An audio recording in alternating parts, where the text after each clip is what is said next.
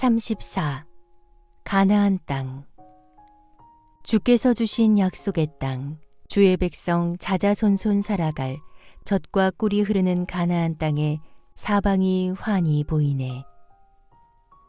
이스라엘 백성들이 차지할 가나안 땅의 사방 경계 34장 1절에서 15절.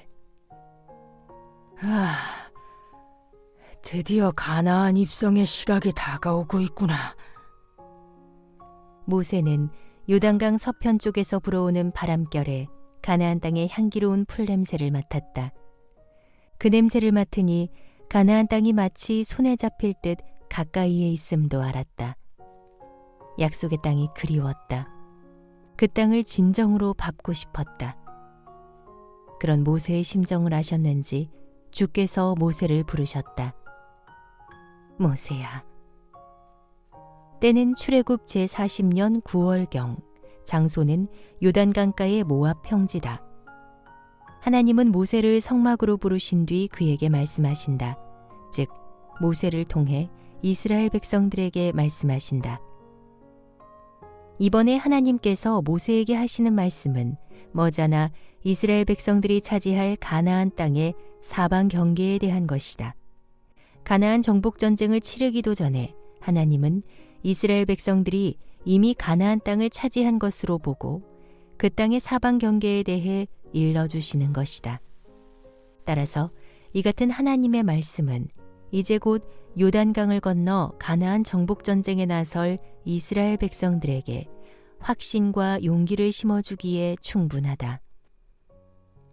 모세야, 너희가 가나안 땅에 들어가서 얻을 그 기업의 사방 경계는 이러하다. 잘 듣고 백성들에게 전달하도록 하여라. 네, 주님, 말씀하소서. 기업은 분깃 또는 소유란 뜻이다. 가나안 땅이 이스라엘 백성들의 기업이 되는 이유는 그 땅은 일찍이 하나님께서 이스라엘 백성들에게 주시기로 약속하신 땅으로 곧 이스라엘의 소유인 분깃이기 때문이다. 이제 하나님은 모세를 통해 이스라엘 백성들에게 말씀하신다. 이스라엘 백성들이 차지할 가나안 땅의 남쪽 경계. 너희가 차지하여 거주할 땅의 남쪽 끝은 에돔 땅과 맞닿아 있는 신광야다. 즉, 남쪽 경계선은 동쪽으로 사해 끝에서부터 시작되어 남쪽으로 돌아 내려가 아그라빔 비탈을 지나고 신광야를 거쳐 가데스바네아 남쪽 끝까지 이어진다. 또 이곳에서 북서쪽으로 하사라다를 지나 아스몬까지 이어지고 다시 아스몬에서 길을 돌이켜 이집트 시내를 지난 다음에 지중해까지 이어진다. 이스라엘 백성들이 차지할 가나안 땅의 남쪽 경계에 대한 언급이다. 이 경계는 후일 유다 지파의 남쪽 경계선과 일치한다. 요약하면 신광야의 에돔 땅과 경계를 이루고 있다. 이어 하나님은 가나안 땅의 서쪽과 북쪽 경계에 대해 일러주신다. 이스라엘 백성들이 차지할 가나안 땅의 서쪽과 북쪽 경계. 너희가 차지하여 거주할 땅의 서쪽 경계는 지중해 해안이다. 그리고 북쪽 경계는 지중해에서 시작되어 호르산으로 이어지고 거기서 하맛 어귀와 스닷과 시브론을 지나 하사레난까지 이어진다.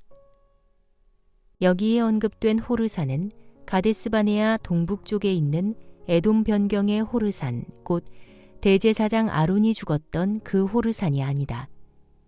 가나안 땅의 북쪽, 곧 레바논 산맥에 있는 호르산이다. 동명이지다. 하지만 이 호르산의 위치가 명확하지 않기 때문에 북쪽 경계선이 모호해진다. 다만 호르산에서 이어지는 하맛 어귀, 스닷, 시브론, 하사레난이라는 지명들을 통해 대략적으로 추측할 뿐이다. 이어서 하나님은 가나안 땅의 동쪽 경계에 대해 일러주신다. 이스라엘 백성들이 차지할 가나안 땅의 동쪽 경계. 너희가 차지하여 거주할 땅의 동쪽 경계는 하사레난에서부터 시작되어 스빔에 이르고 스빔에서 남쪽 리블라로 이어져 아인 동쪽으로 이어지고 거기서 계속 내려가서 긴네렛 호수의 동쪽에 맞닿아 있는 언덕까지 이어진다. 또 거기서 요단강을 따라 사해까지 이어진다. 동쪽 경계는 시리아의 다마스쿠스 북동쪽 120km 지점에 있는 하사레난에서부터 시작하여 남쪽으로 요단강을 거쳐 사해에 이른다. 여기에는 요단 동편에서 기업의 땅을 분배받은 두 지파 반의 분깃이 제외되어 있다. 이제 하나님은 이스라엘 백성들이 차지할 가나안 땅의 사방 경계와 관련해서 말씀을 마치신다. 이상이 너희가 앞으로 차지하여 거주할 가나안 땅의 사방 경계니라. 하나님께서 이스라엘 백성들에게 허락해 주신 가나안 땅의 사방 경계를 요약하면 이러하다. 1. 동쪽 경계.